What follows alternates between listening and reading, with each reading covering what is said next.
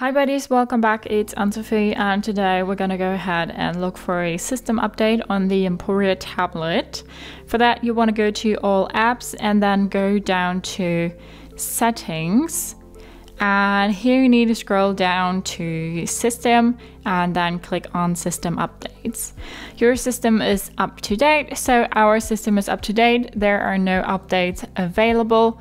We can check for update. If you have an update available, it will show here, and then you can decide if you want to install it now. It will download the update and then install it. Your tablet will restart again. You don't have to worry about using any settings that you've made. They're all secured. You need to put in your SIM pin again if you inserted a SIM to your tablet, and then you can use your tablet just as normal with the new update. So that's how you look for updates on your Emporia tablet. Hope you liked it, hope it helped. If so, thumbs up, share and subscribe, and I hope to see you next time. Bye.